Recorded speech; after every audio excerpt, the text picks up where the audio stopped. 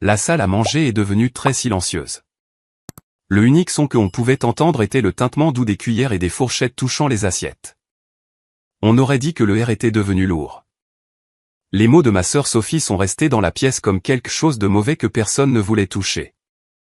Mon fils Ethan, âgé de 10 ans, a cessé de manger. Il venait juste de prendre une bouchée, mais maintenant il se est figé. Sa fourchette est restée dans sa main et il ne a pas bougé du tout. « Qu'est-ce que tu viens de dire ?» je lui ai demandé. Je ai fait de mon mieux pour garder ma voix calme et non en colère. Sophie se est adossée à sa chaise. Elle a lentement déplacé son verre dans sa main comme si elle ne se souciait pas du tout. Elle avait ce petit sourire sur son visage que je connaissais très bien, celui qui me mettait mal à l'aise. Je dis juste que être un parent seul ne est pas facile. Elle a dit, Ethan semble un peu en retard, ne penses-tu pas? Peut-être s'il avait un père dans sa vie, les choses seraient différentes. Il a une mère qui le aime très fort, je lui ai dit rapidement avant qu'elle ne puisse en dire plus. Je lui ai tendu la main et ai doucement tenu l'épaule de Ethan. Je voulais qu'il se sente en sécurité. Il regardait son assiette maintenant, ne disant rien. Ses oreilles étaient devenues rouges et je savais qu'il se sentait embarrassé. Bien sûr, bien sûr. Sophie a dit comme si elle ne se souciait pas vraiment de ce que je disais. Son mari Daniel a parlé ensuite. Il ne a même pas levé les yeux de sa nourriture pendant qu'il parlait. Mais les études montrent que les enfants qui grandissent avec deux parents réussissent généralement mieux à l'école et avec les amis. Daniel a raison, ma mère a dit. Elle a essuyé sa bouche avec une serviette et a eu un air sérieux. Nous sommes juste inquiets pour Ethan. Il semble si calme comparé aux enfants de Sophie. Je ai regardé ma nièce et mon neveu. Ils étaient plus jeunes que Ethan. Ils étaient assis à la table, jouant à des jeux sur leur tablette et ne mangeant même pas correctement. Je ne permettrai jamais cela, mais d'une manière ou d'une autre, ils étaient traités comme s'ils étaient des exemples parfaits. Ethan va très bien, je ai dit d'une voix forte. Il obtient de très bonnes notes à l'école. Il joue du piano magnifiquement et chaque week-end il est dans un refuge pour animaux. Il est gentil et travailleur. C'est bien, ma chère, mon père a dit d'une voix qui semblait ne pas vraiment se soucier. Mais Sophie a un point. Le garçon a besoin de stabilité. Il a besoin d'un foyer et d'une structure appropriée. Peut-être si tu y avais pensé avant. Avant quoi, papa, je lui ai demandé. Ma voix était toujours calme, mais à l'intérieur je sentais quelque chose de froid et de lourd commencer à grandir. Dès qu'il a dit cela, toute la table est devenue complètement silencieuse. Personne ne a bougé. Personne ne a parlé. On aurait dit que le temps se était arrêté pendant quelques secondes. Nous ne parlons pas de cela, Sophie a dit rapidement. Elle a essayé de paraître gentille, mais cela ne semblait pas réel. Nous parlons de maintenant, de ce qui est le mieux pour Ethan. Et honnêtement, vivre dans ce petit appartement, travailler de longues heures à la banque, à peine se en sortir. Je ne me en sors pas à peine, je lui ai dit, la regardant droit dans les yeux. Vraiment? Sophie a dit, en haussant un sourcil.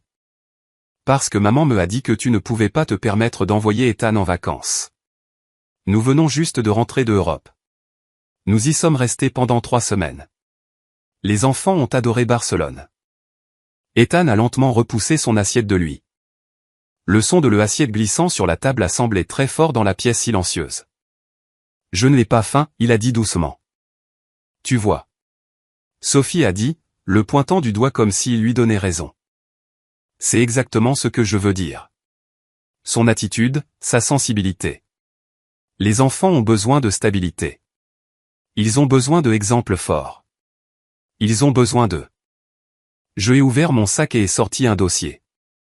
C'était un simple dossier marron, mais il semblait très lourd dans mes mains. Je le avais porté avec moi pendant 3 jours. Depuis que je avais reçu la lettre de la banque, je ne cessais de me demander si je devais le apporter ou non. Je le avais presque laissé dans la voiture, mais quelque chose me a dit de le apporter. Ont-ils besoin de cela, je ai demandé, en plaçant le dossier sur la table. Sophie ne le a même pas regardé correctement. Ils ont besoin de voir un foyer stable, 2 parents, une belle maison, une sécurité financière. Anna, ma mère a dit doucement, comme si elle me avertissait.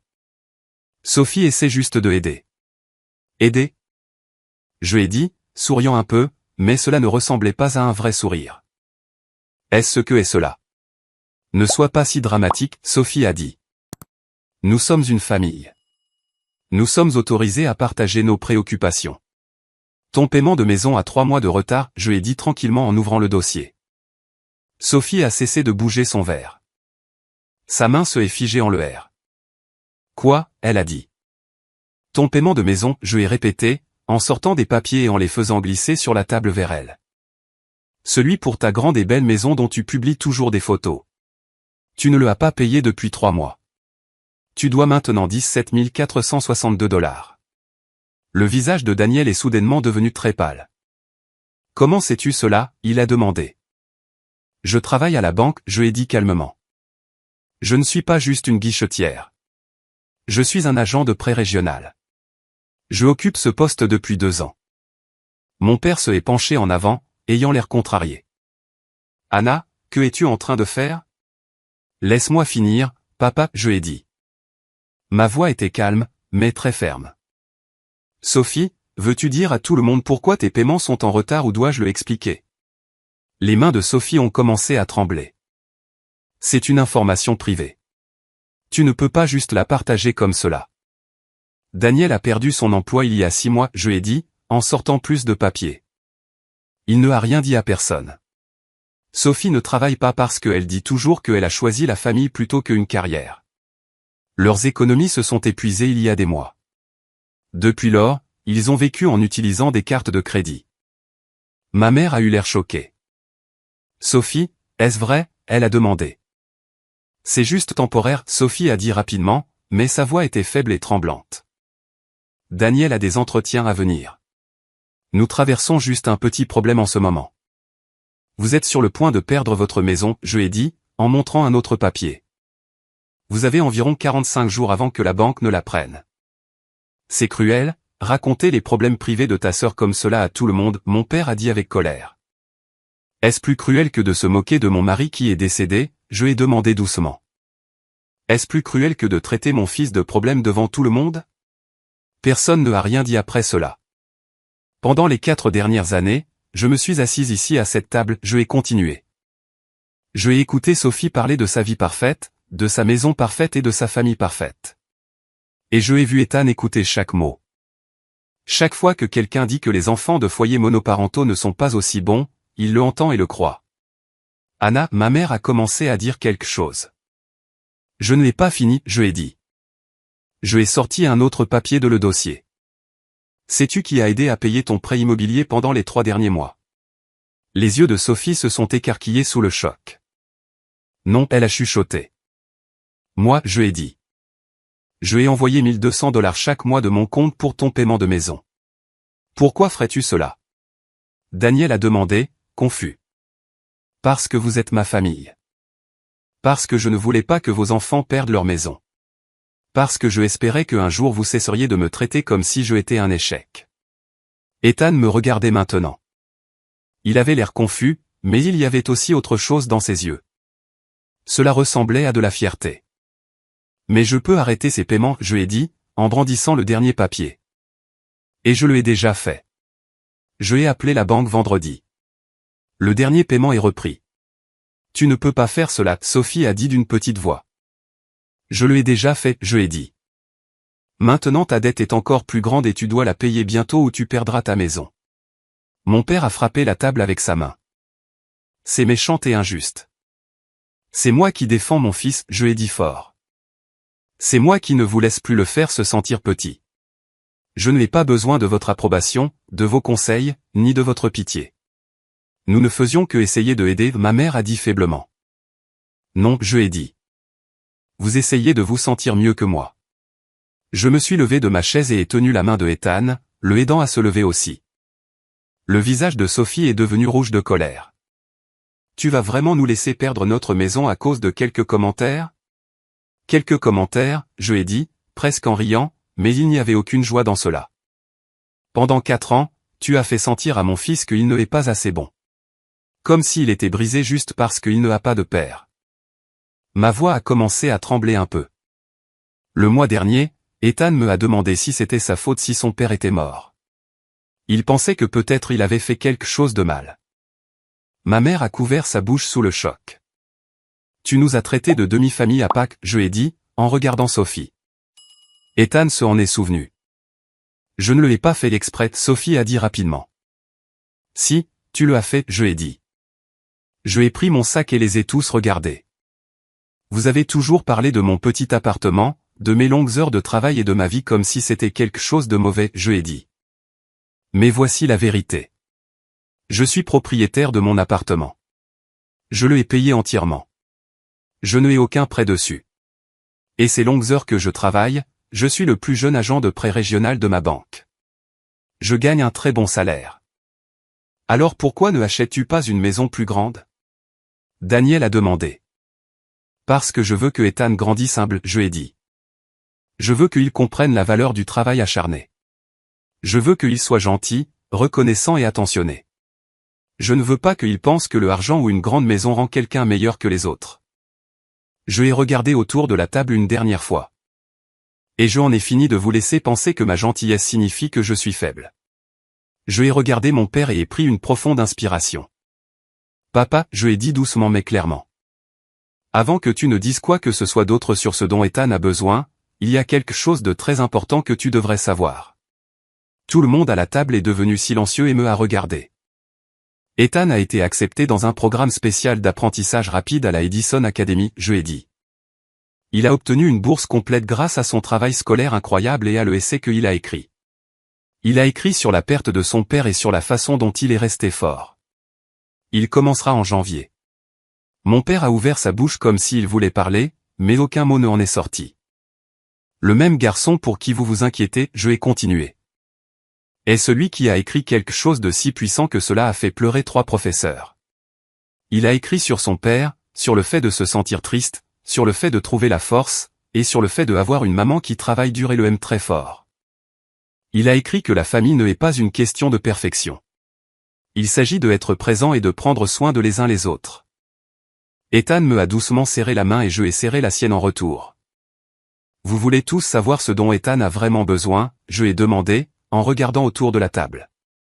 Il a besoin de gens qui peuvent voir à quel point il est spécial. Il a besoin de gens qui le encouragent et remarquent ses forces, pas de gens qui ne parlent que de ce qui lui manque. Il a besoin de gens qui comprennent que avoir un parent aimant est mieux que avoir 2 parents qui ne se soucient que de paraître parfaits et ne se soucient pas vraiment de leur enfant. Je ai regardé Sophie. Elle pleurait maintenant et son maquillage coulait sur son visage. Juste pour un instant, j'ai eu un peu pitié de elle. Mais ensuite je me suis souvenu de Ethan repoussant doucement sa nourriture plus tôt et disant qu'il ne avait pas faim. Ce souvenir me a fait mal au cœur et le petit sentiment de pitié a disparu. Tu as 45 jours, je ai dit calmement. Tout le monde a eu l'air surpris. Peut-être que Daniel peut trouver un emploi à ce moment-là. Peut-être que tu peux vendre certaines de tes affaires. Peut-être que tes amis parfaits avec leur vie parfaite peuvent t'aider. Mais je ne t'aiderai plus. Pas maintenant. Plus jamais. Anna, s'il te plaît, ma mère a dit, me tendant la main. Tu ne peux pas juste laisser les choses comme cela, mon père a dit doucement. Mais quand je le ai regardé, son visage était différent. Il ne était pas en colère. Il me a regardé d'une manière que je ne l'avais jamais vue auparavant. Peut-être, juste peut-être, il y avait un peu de respect dans ses yeux. Je ai laissé passer les choses pendant 4 ans, papa, je ai dit. Je suis restée silencieuse quand tu disais des choses blessantes. Je ai ignoré tes regards et tes jugements. Je ai laissé passer chaque commentaire méchant. Je ai même laissé Ethan sentir ta déception en moi, ta pitié et tes pensées peu aimables. Je ai fait une pause un instant et ai pris une autre respiration. Mais ce soir, je ai dit, quand ma propre sœur a regardé mon fils et le a traité de gâchis, je ai finalement compris quelque chose. Je lâchais les mauvaises choses. Je aurais dû protéger mon fils. Je aurais dû me lever plus tôt. Je aurais dû cesser de venir ici la toute première fois que Sophie a fait sentir Ethan petit. Je me suis tenue droite. Alors oui, papa, je ai dit fermement, je lâche prise. Mais pas de la manière que tu penses. Je lâche prise de tes opinions sur moi. Je lâche prise du besoin de ton approbation. Je lâche prise de la culpabilité que je ai portée pendant des années pour ne pas être la personne que tu voulais que je sois. Je ai sorti mon téléphone et ai ouvert mon application bancaire. Puis je ai tourné le écran vers Sophie. Regarde ceci, je ai dit. C'est mon compte épargne. Je ai 230 000 dollars économisés. Tout le monde a eu l'air choqué. Je pourrais payer ta maison demain, je ai dit, et cela ne me ferait même pas de mal. Mais je ne vais pas faire cela parce que mon fils me regarde et je ai besoin qu'il apprenne quelque chose d'important. On ne récompense pas les gens qui sont cruels. On ne aide pas les intimidateurs, même s'ils font partie de sa famille. Nous ne sommes pas des intimidateurs, Sophie a crié fort. Vous êtes pire, je ai dit calmement. Vous pensez que vous aidez, mais vous blessez en fait les gens. Cela le rend encore plus dangereux. Je ai regardé autour de la table une dernière fois. Mes parents étaient assis immobiles, ne bougeant pas. Daniel regardait son assiette. Sophie pleurait dans sa serviette. Les enfants ont finalement levé les yeux de leur tablette, confus par ce qui se passait. Ethan et moi ne viendrons plus au dîner du dimanche, je ai dit. Peut-être qu'un jour, si vous apprenez à traiter les gens avec gentillesse et respect, nous pourrons essayer à nouveau. Mais pas maintenant. Je me suis retourné et ai commencé à marcher vers la porte, tenant fermement la main de Ethan. Anna, ma mère a appelé derrière moi. Tu fais une erreur. Je me suis arrêté et me suis retourné une dernière fois. Non, maman, je ai dit doucement mais fermement. L'erreur était de laisser cela durer si longtemps. L'erreur était de croire que être en famille signifie accepter de mauvais traitements. L'erreur était de enseigner à mon fils que le amour signifie rester silencieux pendant que les gens te blessent. Mais nous sommes une famille, elle a dit d'une voix douce et tremblante. La famille devrait te élever, je ai répondu, pas te rabaisser juste pour se sentir mieux à propos de elle-même. Puis je me suis retourné à nouveau et suis sorti. Quand nous sommes arrivés à la voiture, Ethan me a regardé. Maman, il a dit. Oui, mon grand. C'était vraiment cool. Je ai ri, et on aurait dit que quelque chose de lourd dans ma poitrine se était finalement brisé et avait disparu. Tu penses ça, je l'ai demandé. Oui, il a dit avec un petit sourire. Puis il a marqué une pause une seconde. Mais maman, payais-tu vraiment le argent de la maison de tante Sophie? Oui, je ai dit en déverrouillant la voiture et nous sommes tous deux entrés. Pourquoi, il a demandé. Je ai démarré la voiture et ai réfléchi un instant avant de répondre. Parce que je espérais que si je le aidais, elle serait plus gentille avec moi, je ai dit. Je voulais qu'elle voie que je ne suis pas un échec. Je pensais que peut-être elle changerait, mais elle ne a pas changé. Non, Ethan a dit doucement. Elle ne a pas changé. Je ai hoché la tête. Parfois, je ai dit, les gens ont besoin de se sentir mieux que quelqu'un d'autre pour se sentir heureux. Et je me suis laissé être cette personne pendant trop longtemps. Vont-ils vraiment perdre leur maison, il a demandé. Je y ai pensé pendant que je conduisais. Probablement pas, je ai dit. Ton grand-père les aidera. Il le fait toujours. Alors pourquoi leur as-tu dit tout cela? Ethan a demandé. Parce qu'ils avaient besoin de entendre la vérité, je ai dit. Et tu avais besoin de voir la vérité, toi aussi. Nous allons bien. En fait, nous allons mieux que bien. Ethan est resté silencieux un instant. Je n'ai jamais pensé que je étais un gâchis, il a dit. Mon cœur se est serré en entendant cela. Tu ne es pas, je ai dit rapidement. Tu es parfait exactement comme tu es. Je sais, il a dit simplement. Je étais juste triste parce que tante Sophie le a dit, mais je ne le ai pas cru. Je le ai regardé et je ai souri doucement. Quand es-tu devenu si sage, je ai demandé. Il a haussé les épaules. Je ai appris de toi, il a dit. Nous sommes rentrés à la maison en silence, mais c'était un silence paisible. Mon téléphone ne cessait de vibrer encore et encore. Des messages de ma mère, de mon père, même de Sophie. Mais je ne les ai pas regardés. Quand nous sommes arrivés à la maison, Ethan a parlé à nouveau. Maman? Oui. Pouvons-nous commander une pizza et regarder un film? Je ai souri.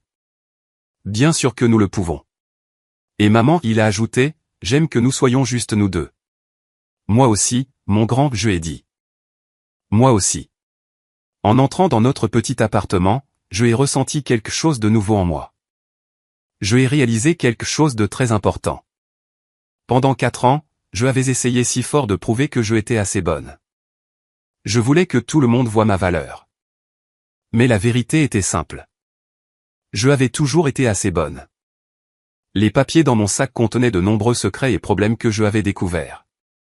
Mais la plus grande leçon ne concernait pas le argent ou les maisons ou les emplois. C'était quelque chose de beaucoup plus simple. Certaines batailles ne valent pas la peine d'être menées, mais certaines batailles sont très importantes. Se battre pour le bonheur de son enfant, sa confiance et sa compréhension qu'il est aimé quoi qu'il arrive. Ces batailles valent tout. Je avais retenu trop de douleur et de colère pendant trop longtemps. Maintenant, je lâchais enfin prise. Non pas la colère à propos de la façon dont ils nous traitaient parce que cela était réel et juste. Mais je lâchais prise du besoin de leur approbation. Je lâchais prise du désir de leur acceptation. Ethan et moi avions assez. Nous avions toujours eu assez. Et quiconque ne pouvait pas voir cela ne méritait pas une place dans nos vies ou à notre table.